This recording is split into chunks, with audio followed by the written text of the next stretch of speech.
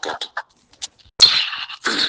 الحمد لله رب العالمين والصلاة والسلام على أشرف المرسلين وعلى آله وصحبه أجمعين. പ്രിയമുള്ള സഹോദരന്മാരെ, സഹോദരികളെ, അല്ലാഹു സുബ്ഹാനഹു വ തആല നമ്മെല്ലാവരെയും അനുഗ്രഹിക്കുമാറാവട്ടെ. ജീവിതത്തിൽ നമ്മൾ ഒരുപാട് അമലുകൾ ചെയ്തുകൊണ്ടിരിക്കുന്നുണ്ട്.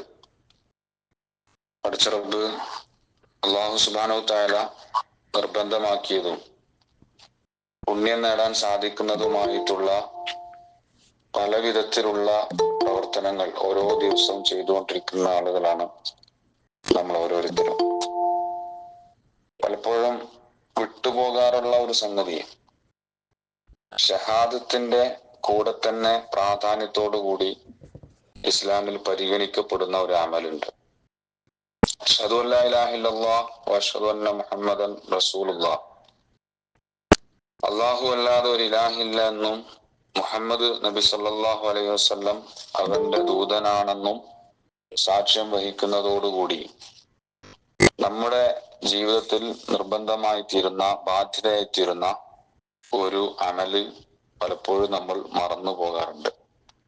ഈ ഷഹാദത്ത് ഇത് എത്താത്ത ആളുകളിലേക്ക് എത്തിക്കുക എന്നുള്ള അതിപ്രധാനമായ ഗൗരവമേറിയ ഒരു ഉത്തരവാദിത്വം. പലപ്പോഴും മറ്റെല്ലാ അമലുകളും ഷഹാദത്ത് ഉൾപ്പെടെ നമസ്കാരവും നോമ്പും സക്കാത്തും ഹജ്ജും ഒക്കെ നിർവഹിക്കാൻ നമ്മൾ ജാഗ്രത കാണിക്കുമ്പോൾ പോലും ഈ അംറും ബിൽ മഅറൂഫ് വ നഹ്യുൻ അനിൽ മുൻകർ അല്ലെങ്കിൽ ഷഹാദത്തുൽ ഹഖ്, സത്യത്തിന് സാക്ഷ്യം വഹിക്കുക, ആ വഴിയിലേക്ക് സ്വന്തം ജീവിതം കൊണ്ട്, അതുപോലെ നമ്മുടെ നാവ് കൊണ്ട്, നമ്മുടെ പ്രവർത്തനങ്ങൾ കൊണ്ട് ഒക്കെ ആളുകളെ ക്ഷണിച്ചുകൊണ്ടിരിക്കുക എന്ന അതിപ്രധാനമായ ഒരു കടമ പലപ്പോഴും നമ്മൾ വിസ്മരിച്ചു പോകാറുണ്ട്. പ്രവാചകൻ സല്ലല്ലാഹു അലൈഹി വസല്ലം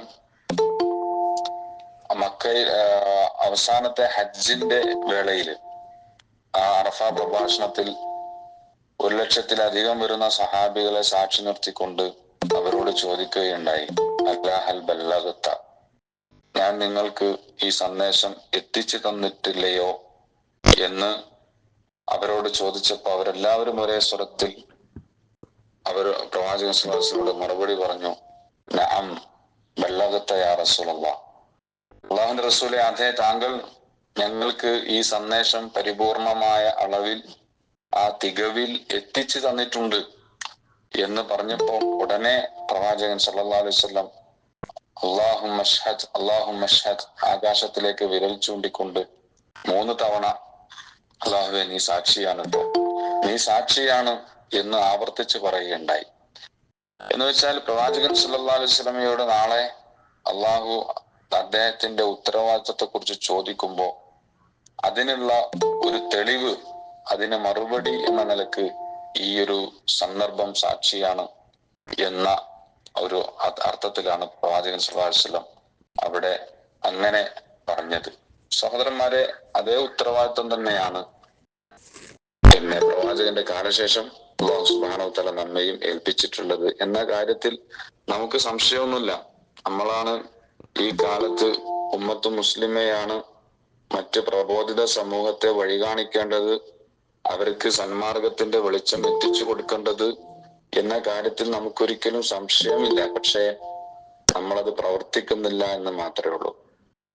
അത് വലിയ ഗൗരവമേറിയ ഒരു സംഗതിയാണ് എന്ന് നമ്മൾ തിരിച്ചറിയേണ്ടതുണ്ട്. കാരണം മുമ്പ് ബനു ഇസ്രായേലിനെ ശിക്ഷിക്കാനുണ്ടായ കാരണത്തെ കുറിച്ച് അല്ലാഹു സുബ്ഹാനഹു വ തആല ഖുർആനിൽ പറയുമ്പോൾ ലുഇനല്ലദീന കഫറു എന്ന് പറഞ്ഞ് ആ ആയത്തിന്റെ അവസാനം പറയുന്നുണ്ട്, കാനൂ ലാ യതനാഹൗന അൻ മുൻകരിൻ ഫഅലൂഹു ലബിഅസ മാ കാനൂ യഫ്അലൂൻ.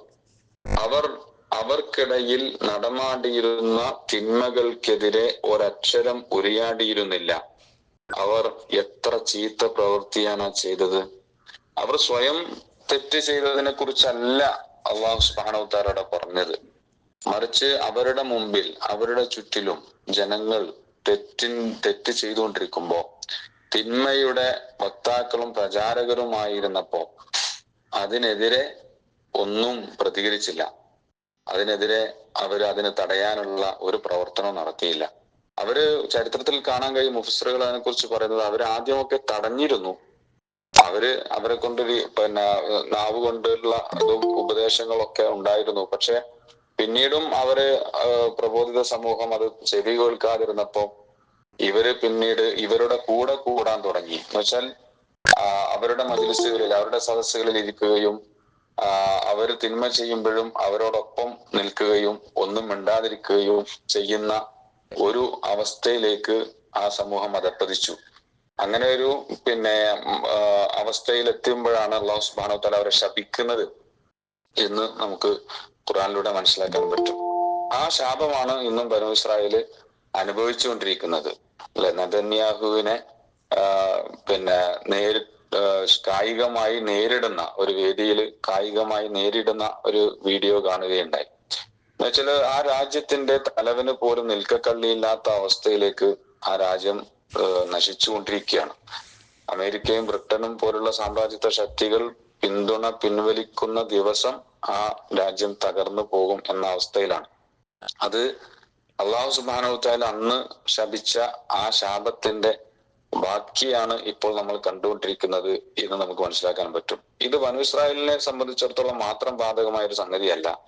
ഉമ്മത്ത് മുസ്ലിമയും ആ ലൈന് തന്നെയാണ് ഫോളോ ചെയ്യുന്നതെങ്കിൽ, തിന്മകൾക്കെതിരെ കാര്യമായി ഒന്നും പ്രവർത്തിക്കാത്ത, ഒരക്ഷരവും ഉരിയാടാത്ത ഒരവസ്ഥയാണ് അവർക്കുമുള്ളതെങ്കിൽ തീർച്ചയായിട്ടും അല്ലാഹു സുബ്ഹാനഹു വ തആല മുസ്ലിം ഉമ്മത്തിന്റെ കാര്യത്തിലും ബനൂ ഇസ്രായേലിനെ കൈകാര്യം ചെയ്ത പോലെ തന്നെ കൈകാര്യം ചെയ്യാൻ സാധ്യതയുണ്ട്. അതാണ് പലപ്പോഴും നമ്മൾ കണ്ടുകൊണ്ടിരിക്കുന്നത്. നിന്ദ്യതയും പതിത്വവും ബനൂ ഇസ്രായേലിന് മേൽ പതിച്ചു എന്നാണ് അള്ളാഹുവിന്റെ ശാപത്തിന്റെ അനന്തരഫലമായിട്ട് ഖുർആനിൽ കാണാൻ കഴിയുന്നത്. അതേ പതിത്വവും നിന്ദ്യതയും ഇന്ന് മുസ്ലിം സമൂഹവും നേരിട്ടുകൊണ്ടിരിക്കുന്നു എന്ന് നമുക്ക് കാണാൻ കഴിയും. ഏതായാലും ആ അവസ്ഥയിൽ നിന്ന് പടച്ച റബ്ബ് ഉമ്മത്ത് മുസ്ലിമെ കാത്തുരക്ഷിക്കുമാറാവട്ടെ എന്ന് നമുക്ക് ആത്മാർത്ഥമായി പ്രാർത്ഥിക്കാം. അള്ളാഹുവിന്റെ ശിക്ഷയിൽ നിന്ന്, ഇഹലോകത്ത് വെച്ച് തന്നെ നേരിടാൻ സാധ്യതയുള്ള ശിക്ഷയിൽ നിന്ന് പടച്ച റബ്ബ് നമ്മൾക്ക് കാത്തുരക്ഷിക്കുമാറാവട്ടെ. ആ അർത്ഥത്തിൽ ഉത്തരവാദിത്വ നിർവഹണത്തിൽ ശ്രദ്ധ കേന്ദ്രീകരിച്ചുകൊണ്ട് അത്തരം അള്ളാഹുവിന്റെ ശാപത്തിൽ നിന്നും കോപത്തിൽ നിന്നൊക്കെ രക്ഷപ്പെടുവാനുള്ള പരിശ്രമം നടത്തുവാനും പടച്ച റബ്ബ് നമുക്ക് ഓരോരുത്തർക്കും തൗഫീഖ് നൽകി അനുഗ്രഹിക്കുമാറാവട്ടെ. വസല്ലല്ലാഹു തആല അലാ സയ്യിദിനാ മുഹമ്മദ് വആഖിറു ദഅവാനാ അൽഹംദുലില്ലാഹി റബ്ബിൽ ആലമീൻ. അസ്സലാമു അലൈക്കും വറഹ്മത്തുള്ളാഹി വബറകാതുഹു.